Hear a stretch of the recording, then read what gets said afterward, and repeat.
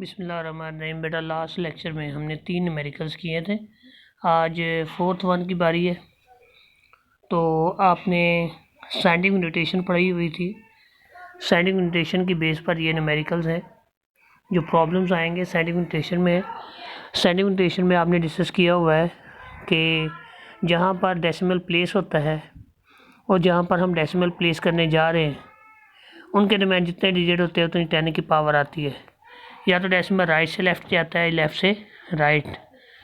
और आपको ये भी पता है कि अगर डेसिमल जहाँ पर हम लगाने जा रहे हैं साइंटिफिक नोटेशन में, उसकी लेफ़्ट साइड पर एक नॉन ज़ीरो डिजिट मौजूद होना चाहिए। अगर लेफ़्ट साइड पर नॉन ज़ीरो डिजिट एक मौजूद नहीं है तो वो साइंटिफिक नोटेशन नहीं है, बजाय कि उसे लिखा हो 10 की पावर जितनी मर्जी साथ लिखा हो। जैसा कि आप ये देख सकते हैं हमारे पास, री right the following into standard form. कैसे? 1168 पहला है हमारे पास 1168 मल्टीप्लाई बाई 10⁻⁻27। अगर आप देखते हैं -27 है और साथ 1168 है, इसके बाद डेसिमल लगा हुआ है, जो कि यहाँ पर लगा नहीं हुआ, लेकिन आपको पता है जहाँ आपके पास नंबर्स एंड होते हैं वहाँ पर आपका डेसिमल होता है।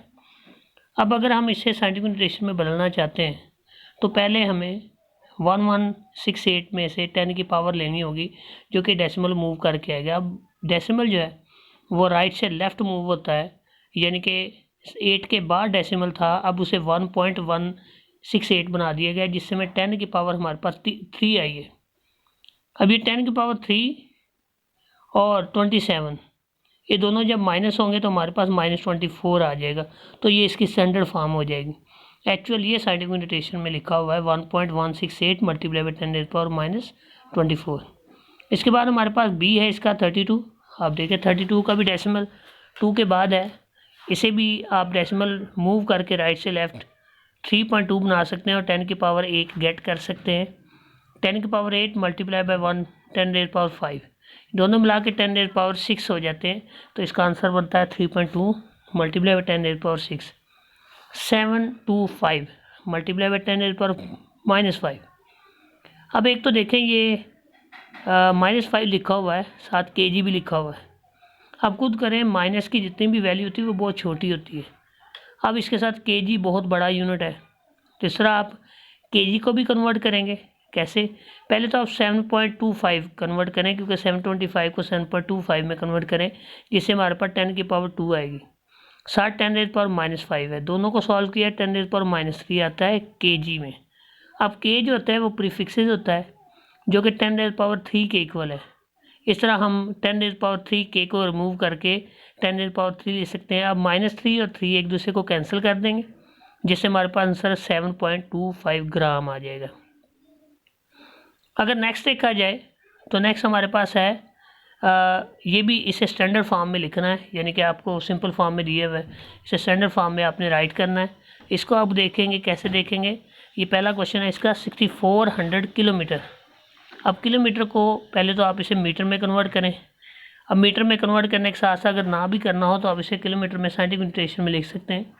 6400 के पास डेसिमल है और डेसिमल के बाद आपके पास किलोमीटर लिखा हुआ है। डेसिमल को मूव करें राइट से लेफ़्ट तो आपके पास 10⁻3 आती है, तो आप इसे लिख सकते हैं 6.4 मल्टीप्लाई बाई 10⁻3 किलोमीटर। इसी के साथ इसका बी पार्ट है 3 के 8 के साथ आपके पास 4 0 पुट की गई है।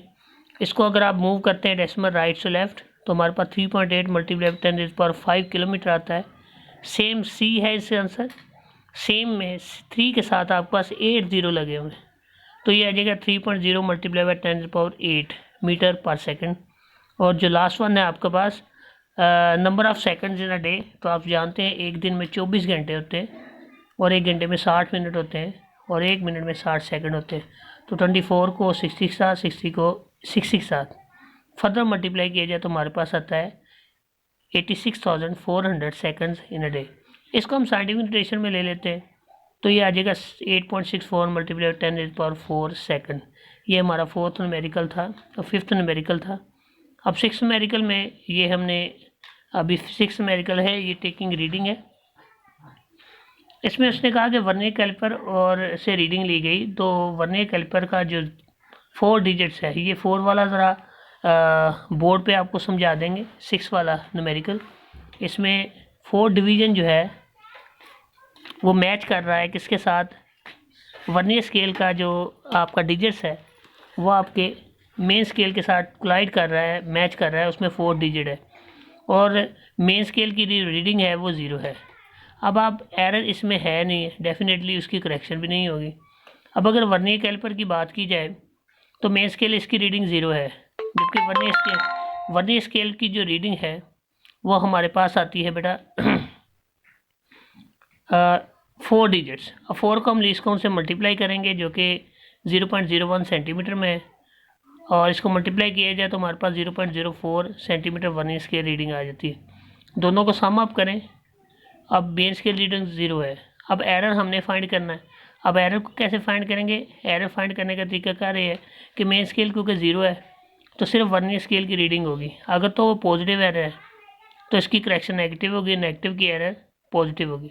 क्योंकि आपने क्लोज को वर्नियर कैलिपर को बंद किया है और मेन स्केल का 0 वर्नियर स्केल का 0 मेन स्केल की राइट साइड पर है, तो ये पॉजिटिव एरर होगी। तो पॉजिटिव एरर की वैल्यू क्या है, प्लस 0.04 सेंटीमीटर, जबकि इसकी करेक्शन -0.0 सेंटीमीटर होगी। आज के लिए इतना ही, इंशाल्लाह, अल्लाह हाफिज़।